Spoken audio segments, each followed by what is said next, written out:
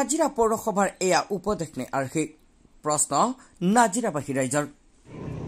আগফালে বৰচুৰীয়াৰ ফেৰ পাছফালে ঢকুৱাৰ বেৰ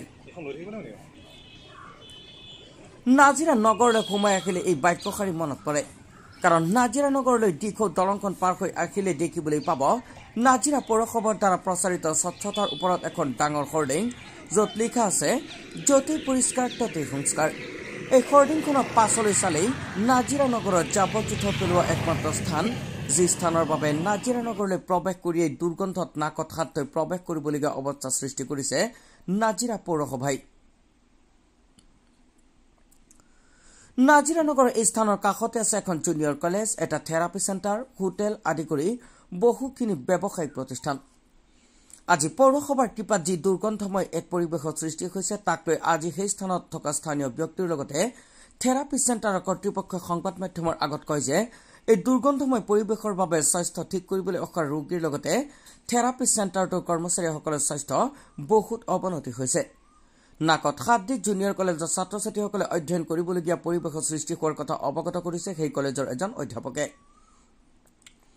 আমাৰ কেমেৰাত দৃশ্য বন্দী হৈছিল কেনেকৈ ছাত্ৰ ছাত্ৰীসকলে নিজৰ শ্ৰেণীকোঠাত নাকত হাত থৈ অধ্যয়ন কৰিবলগীয়া হৈছে এখন সৰু হোটেল দি এখন ঘৰ চলোৱা এগৰাকী শিক্ষিত যুৱতী তথা সেই হোটেলৰ স্বত্বাধিকাৰীগৰাকীৰ মতে জাবৰৰ দমৰ পৰা অহা দুৰ্গন্ধময় পৰিৱেশৰ বাবে হ্ৰাস পাইছে গ্ৰাহকৰ সংখ্যা যাৰ বাবে তেওঁ চিন্তিত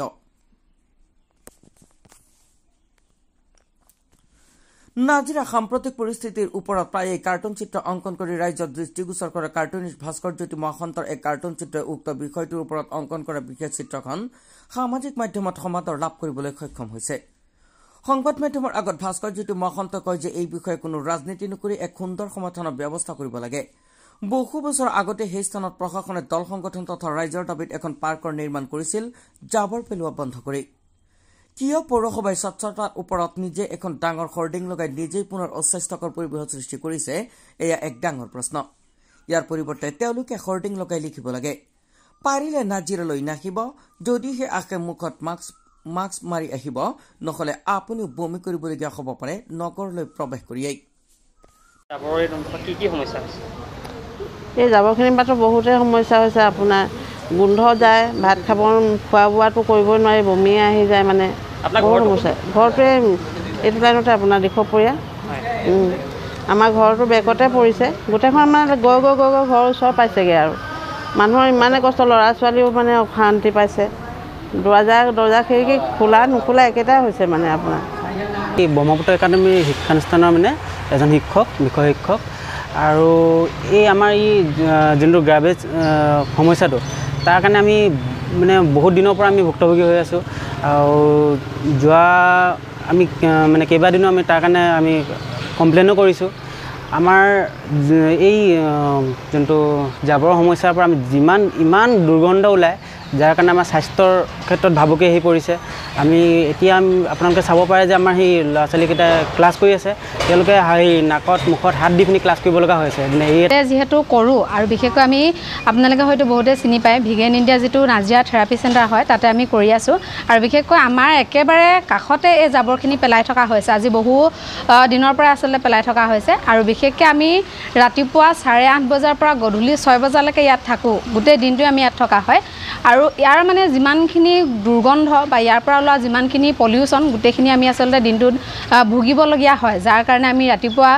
মানে খাব নোৱাৰোঁ বা আমাৰ যিখিনি আমি টিফিন আনো সেয়াও খাব নোৱাৰোঁ গোটেই দুৰ্গন্ধত আমি খুব বেছি আচলতে কষ্ট ভুগিবলগীয়া হয় তাৰ লগতে আমাৰ এইটো এটা থেৰাপি চেণ্টাৰ হয় য'ত মানুহে স্বাস্থ্যটো ভাল কৰিবৰ কাৰণে আহে তেনেকুৱা এটা চেণ্টাৰত আচলতে কি হয় স্বাস্থ্যটো ভাল কৰিবলৈ আহোঁতে তেওঁলোকে আৰু বেছি সমস্যাত ভুগিবলগীয়া হয় যাৰ কাৰণে ব্যক্তিসকল আহিব নোৱাৰা অৱস্থাত হয় আৰু তেওঁলোকেও আচলতে যথেষ্ট দুৰ্গন্ধৰ কাৰণে থাকিব নোৱাৰে ইয়াত আমিতো বাৰু যেনে তেনে হ'লেও কষ্ট কৰি থাকি যাওঁ কিন্তু তেওঁলোকে থাকিব নোৱাৰে আৰু আমি খালে মেলিলেও মানে কি হয় বমি হৈ যায় তাৰ লগতে যথেষ্ট আচলতে কষ্ট ভুগিবলগীয়া হয় আমাৰ দেহৰো যথেষ্টখিনি সমস্যা হ'বলৈ ধৰিছে তাৰ কাৰণে আৰু বিশেষকৈ আমি এনেকুৱা এটা চেণ্টাৰ আচলতে য'ত সমস্যা মানুহে ভাল কৰে তেনেকুৱা এটা চেণ্টাৰ কাষত যদি এনেকুৱাখিনি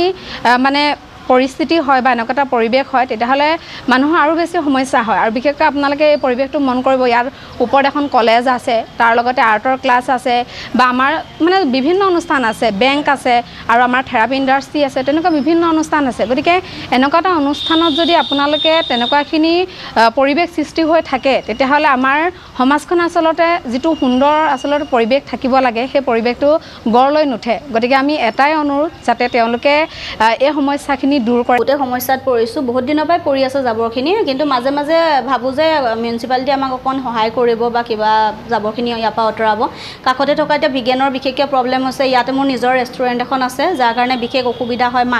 মাখি মৌ এইবোৰতো এনি টাইম থাকে ইয়াত চাহী চেৰেপা এইবোৰো প্ৰব্লেম হৈছে মানুহ অহা বন্ধ হৈছে দোকানত কাৰণ গোন্ধৰ কাৰণে ইয়াত দিগদাৰ হৈ যায় আচলতে সেইকাৰণে কিবা এটা পৌৰসভাই কৰি দিয়ক অতি সোনকালে ইয়াত জাবৰখিনি নেপেলাই যাতে বেলেগ ক'ৰবাত পেলোৱাৰ ব্যৱস্থা কৰক কাৰণ আমাৰ ইয়াত এখন কমপ্লেক্স চলি আছে ইয়াত বহুত ডাঙৰ কমপ্লেক্স এটা ইয়াৰ পৰাই সৰু সৰু দোকান এখন লৈ মানুহ চলি আছে যদি এইবোৰ প্ৰব্লেম হৈ থাকিবলৈ হয় আমিও আগবাঢ়ি যাবলৈ দিগদাৰ হয় ওলাই আহিছোঁ কিবা এটা কৰিম বুলিকে সেইকাৰণে যাতে কিবা এটা ব্যৱস্থা কৰি দিয়ে অতি সোনকালে আমি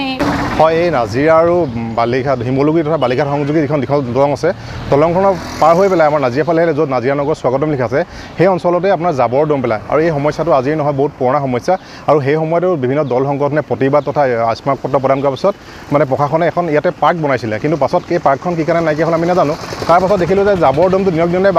বাঢ়িবলৈ ধৰিলে আৰু জাবৰ দমটো ইমান বাঢ়িছে যে ৰাস্তাটো সমান হ'বলৈ গৈ আছে আৰু জাবৰৰ দমটোৰ ফলত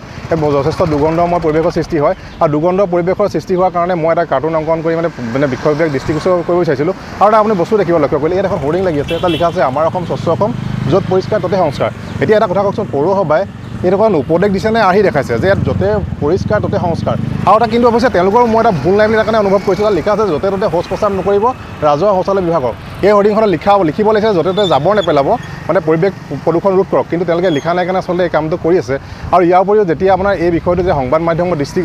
সংবাদ মাধ্যমে যেতিয়া ৰাইজৰ দৃষ্টিগোচৰ কৰে তেতিয়া আমি দেখোঁ যে বিভিন্নজনে কমেণ্ট কৰে যে বিধায়ক নিমাত কিয় মানে পৌৰসভাৰ বিষয়বিলাক নিমাত কিয় কিন্তু মই দেখোঁ এই বস্তুটো আচলতে তেনেকুৱা হ'ব নালাগে এইটো এটা মানে এনেকুৱা লাগিছে যে এখন ফুটবল খেল হৈছে মানে বলটো ইফালে ছুটিয়াইছে বা ইফালে ছুটিয়াইছে গতিকে আমি বিচাৰোঁ যে এই সমস্যাটো সমাধান হ'ব আলোচনাৰ মাধ্যমে দুইজন বিষয় আৰু এই ৰাজনীতিকৰণ হ'ব নালাগে আৰু মই আৰু ইয়াৰ ওচৰতে আপুনি দেখিব এখন মানে জুনিয়ৰ কলেজ আছে ভিগেন ইণ্ডিয়া আছে বিভিন্ন ব্যৱসায়িক প্ৰতিষ্ঠান আছে ইয়াৰ ওচৰে পাজৰে বহুতো মানে ৰাইজ থাকে আৰু মানে আমাৰ জনস্বাস্থ্যৰ প্ৰতি যথেষ্ট ভাবুকি আহিছে গতিকে মই মানে আপোনালোকৰ সংবাদ মাধ্যমৰ জৰিয়তে এটা মানে বিভাগীয় কৰ্তৃপক্ষক অনুৰোধ জনাব বিচাৰিছোঁ যে এই সমস্যাটো সমাধান কৰক কাৰণ স্বচ্ছতাৰ ওপৰত চৰকাৰে বহুত গুৰুত্ব দিছে আমি মানে কি ঝাৰু লৈ পেলাই ফটো মাৰিলেই নহ'ব স্বচ্ছতা কিন্তু আমি এনেকুৱাবিলাক চাফ চিকুণ কৰিও মানে পৰিৱেশটো মানে প্ৰদূষণ ৰোধ কৰিব লাগিব আৰু মই কাৰ্টুন মানে সেইটো কাৰণে অংকন কৰিছোঁ যাতে এইবোৰ দৃষ্টিগোচৰ হওক আৰু তেওঁলোকে মানে সমস্যাটো মানে স্থায়ী সমাধানৰ ক্ষেত্ৰত গুৰুত্ব প্ৰদান কৰক